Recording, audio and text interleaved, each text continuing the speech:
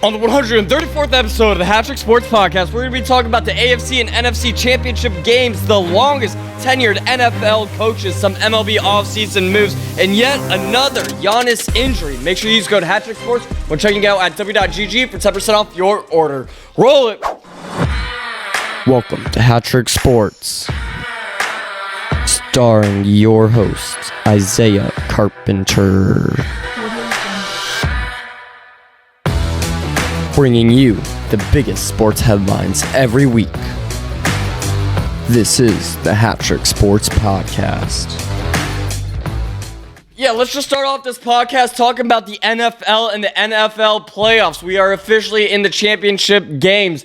You have the AFC and NFC Championship games happening today. Actually, the AFC is happening in about an hour and a half. But we're going to first talk about the AFC Championship game. You have the Patriots playing the Broncos. Now, Bo Nix broke his ankle last week in overtime against the Bills, so he will not be playing against the Patriots, which sucks.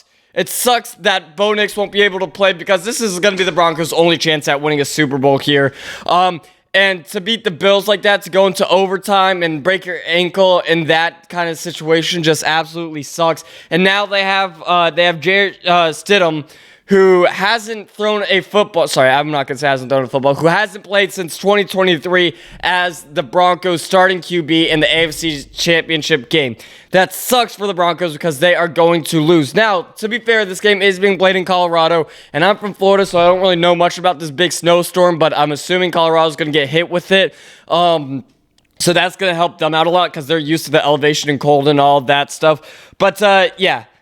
I'm pretty sure Stidham's 1-3 when starting in his career. He's only started 4 games, and this should be an easy Patriots win. I think so. Whoever wins this goes to the Super Bowl, and I think this is an easy way for the Patriots to go to the Super Bowl.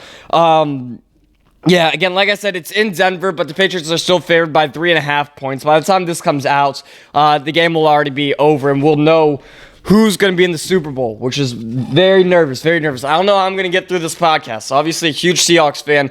The biggest game of the year for the Seahawks, obviously. Potentially, as my time as a Seahawks fan, this might be the biggest game in the Seahawks. Again, in the Seahawks time, as I've been a fan since probably 2017, 2018. Nervous, just very nervous today. But yes, the NFC Championship game, you have the Rams facing off against the Seahawks tonight, 6:30 p.m. Eastern time in Seattle. Snowstorms, it's just nuts. I can't wait. There's going to be snowstorms. I don't know what the weather is supposed to be like. What's the weather supposed to be like in Seattle at 6:30 p.m. EST, but I don't know what that is specific. So 3:30. Oh, okay. So maybe they're not going to get hit with the storm. I don't know. I thought they were going to get hit with the storm, but I guess they might not get hit with the storm. But Seattle, you just need to win this game. Seattle's Seahawks. They've played each other before. We've played these games before. The Rams won one game, and then the Seahawks won one game in week 16, I believe. It went into overtime. Seahawks ended up winning 38-35. It's just nervous. These two teams are the best two teams still in the playoffs, in my opinion. Well, I think everybody can agree up with that. And whoever wins this NFC Championship game, I think wins the Super Bowl, which is crazy to think about. It is crazy to think about. We are 2 weeks away from the Super Bowl, and the Seahawks have a chance at going and winning the Super Bowl. So, yeah, they're tied. I think, obviously, all the stats all week have been showing up. Like, they're basically the same team with all the stats and points against each other and yards and all of that. It's honestly the best defense in the league versus the best offense in the league, in my opinion. I think the Seahawks have the best defense in the league, and I think the Rams have the best offense in the league. And the Seahawks defense just needs to shut down the Rams offense, and the Seahawks offense, Sam Darnold just needs to do good, which again, one week he'll throw 4 interceptions and then the next one he'll put up 41 points. It's just Sam Darnold needs to be locked in. JSN needs to be locked in. You need to use JSN a little bit more. The last few weeks I haven't used JSN that much. You need to use him a little bit more. Charbonnet is out for the season. He tore his ACL, so that means Christian Walker now has to be like on point. Cooper Kupp, we need to utilize him a little bit more. And then the defense. The defense just needs to be locked in. If the Seahawks defense can be how the Seahawks defense has been pretty much all year, we're good. We're set. I'm so excited. I cannot wait. I'm nervous. I don't know how I'm gonna get through this podcast. But yeah, Charbonnet out. That's going to hurt the Seahawks. Sam Darnold, he still has that lingering, oblique injury. He played last week, destroyed the 49ers, 41-6. But that being said, I don't want him to get hurt because Drew Lock's our backup. And if Drew Lock is in, it's just, our Seattle's defense just needs to pick every ball. Literally just pick every ball if Drew Lock is in. So yeah, Sam Darnold just needs to stay healthy. But one thing is, Sam Darnold's never really gone 3 weeks having a good game. And he had a great game last week. He can have a great game this week, but he has to go all 3. If you make it to the Super Bowl, you have to have a good game. So Sam Darnold, I'm hoping that he can be consistent in the playoffs, and that he doesn't get hurt. Because if Sam Darnold gets hurt, we are screwed. The Seahawks are screwed. But I think that the Seahawks get the win. It's in Lumen, the loudest stadium in the world. I'm so excited. I'm so excited, but so nervous at the same time. The Rams, you never know what's going to happen with the Rams. The Rams I will say, the Rams have had a hard playoff run. They barely beat the Panthers, then they barely beat the Bears. So I'm hoping that, the Seahawks are way better than the Panthers and Bears, so I'm hoping that they just they're the same. I'm hoping that it's just defeat. I'm just hoping that we just stomp on them, and the Seahawks are a lot of times the second half team, but I'm hoping if we can go into halftime up by a touchdown and get the ball at half, I think we're good. I think we're really good. Our defense is what's gonna make or break us. It's the dark side. I'm so nervous for this. By the time this podcast comes out, the game will already be over, and we will know who is in the Super Bowl.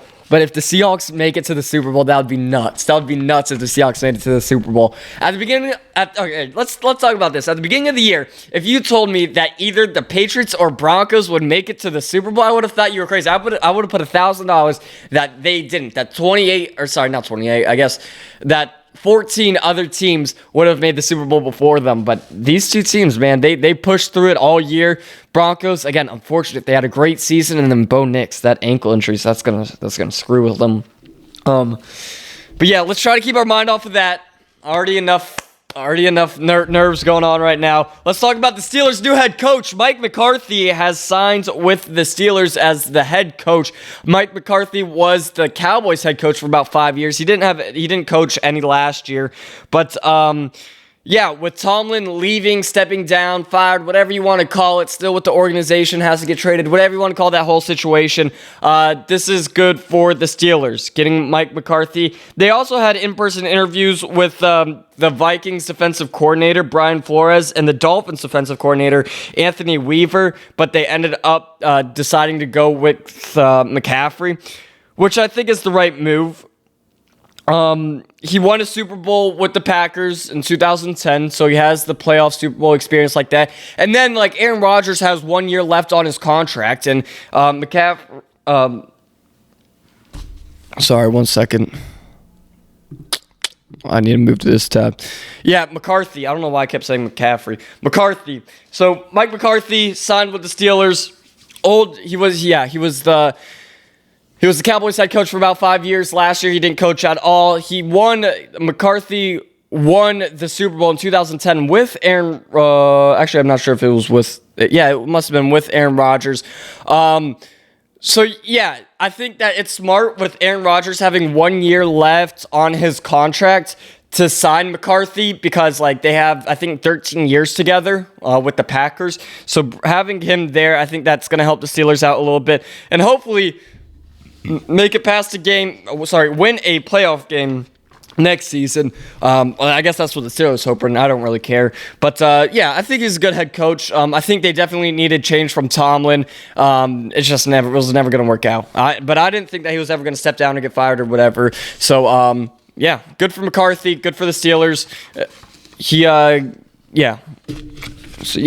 Let's move on to the top 5 longest tenured NFL coaches. This is actually, we're going to give you 6 here. At tied 4th place, you have Steve Owen. Never trust a guy with 2 first names. He was the head coach of the Giants for 23 seasons, 1931 to 1953. Also tied with Owen is you have Chuck Noll.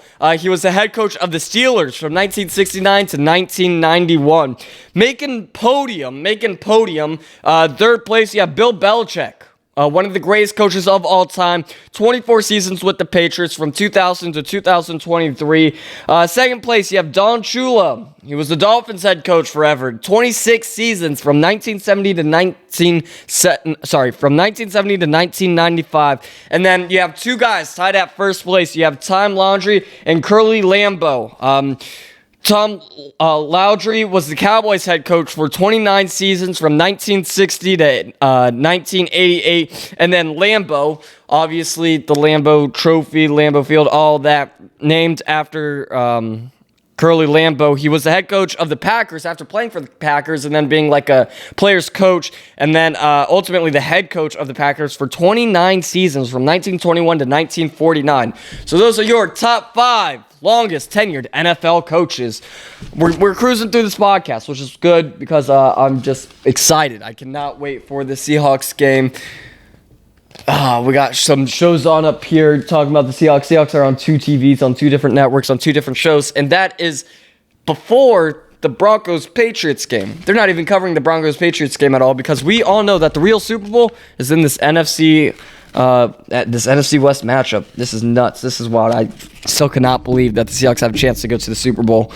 But let's move on to MLB news. Jose Ramirez signed an extension with the Guardians. Now, he already signed an extension with the Guardians till 2028, but they reworked the deal. They reworked the contract to allow more time for him, and now he has signed a 7-year, $175 million contract with the Guardians. I talked about this on a podcast in the past. I don't think it ever made it to TikTok, but he knows, Jose Ramirez understands that, hey, he could be worth more. Teams are willing to pay him more, but he is loyal to the Guardians. He understands that the Guardians are a small market team and can't really afford him for what he's going for on the free market. So he's staying loyal with the Guardians. You know, he's going to stay with Cleveland.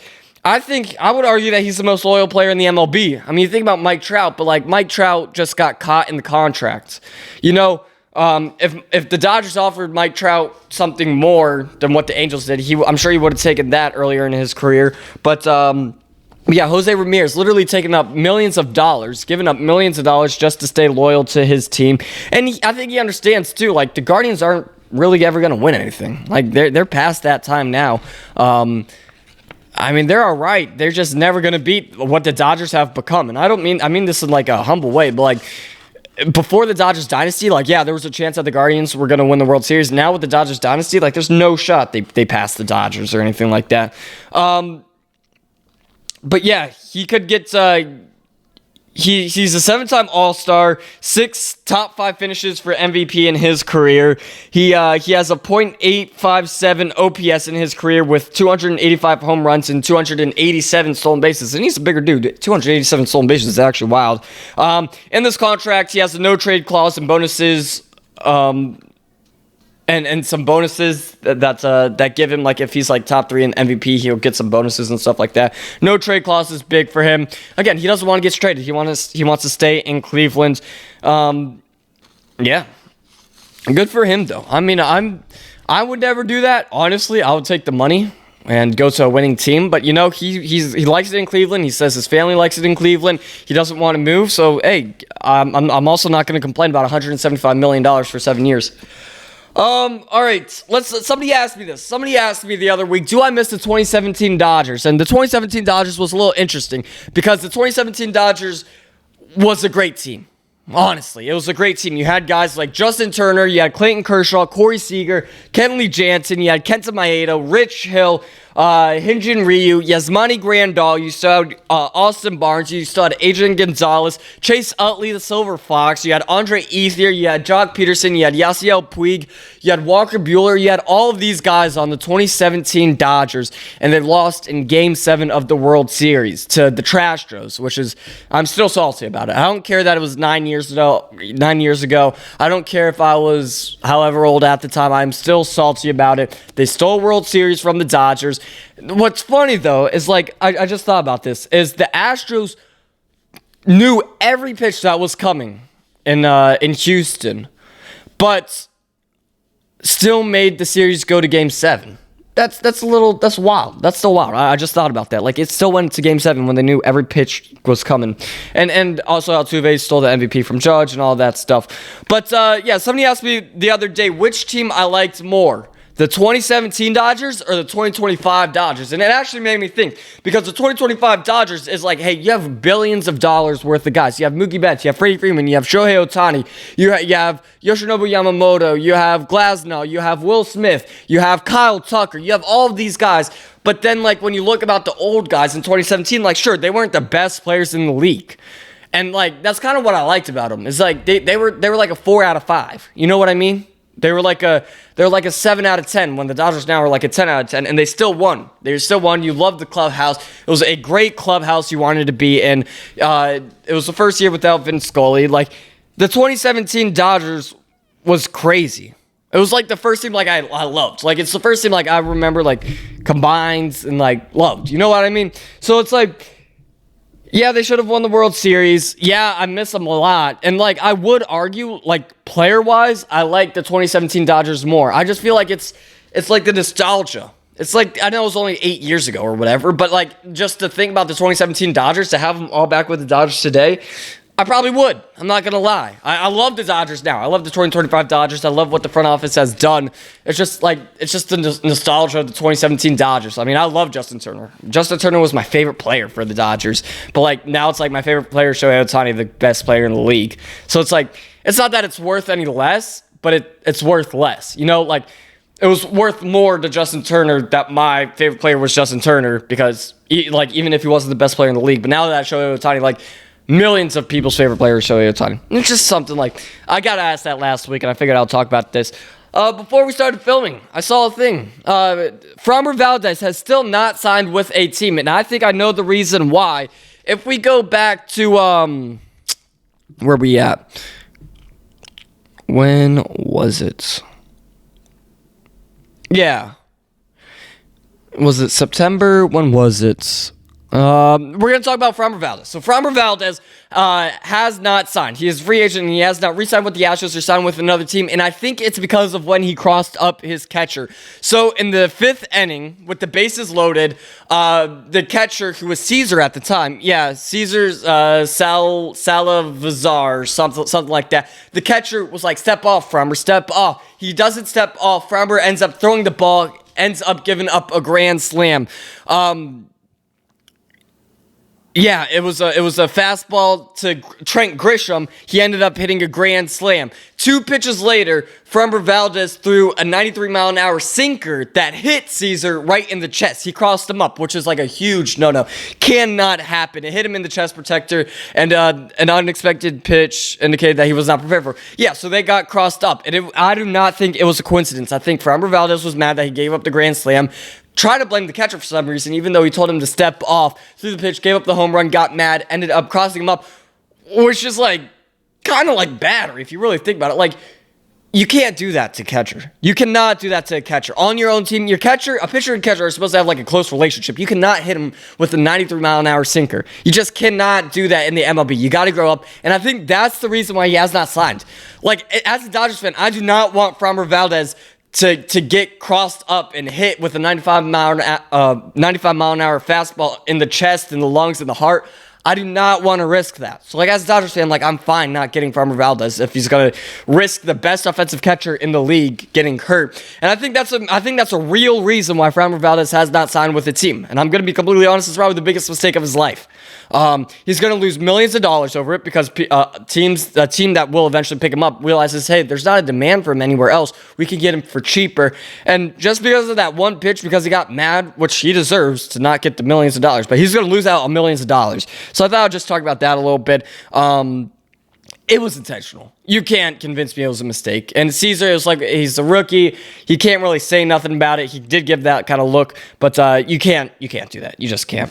Let's talk about NBA. Giannis Antetokounmpo. He is going to be out again for another 4 to 6 weeks with a right calf injury. It happened in the first quarter on Friday night's game. He went into the locker room. He came out later with his knee, or with his like calf kind of wrapped up, and he kept playing. Until the fourth quarter, and with like 32 seconds in the fourth quarter, they took him out, and he said that he couldn't move anymore. So then he went to get MRIs on Saturday, and he has a calf injury and is going to be out to 4 to 6 weeks, which sucks. Giannis is not new to calf injuries. He's been injured before, especially in the calf, and it sucks, but he's gonna be out for another 4 to 6 weeks. It's gonna hurt. It's gonna hurt the Celtics a little bit, but they'll get over it, and hopefully they can win without Giannis. All right, it was a short podcast, but it was a good one. Now it's time to watch some championship football. Thank you all for watching the 134th episode of the HatTrick Sports Podcast. Make sure you follow us on TikTok, Instagram, YouTube, Twitter. Go to shop@HatTrickSports.com. Get the best merch around. Read our weekly newsletters. You can listen to podcasts wherever you listen to podcasts. Podbean, Spotify, Apple Podcasts, Google Podcasts, anywhere you listen to podcasts, YouTube for all the visuals. We will see you guys next week for episode 135.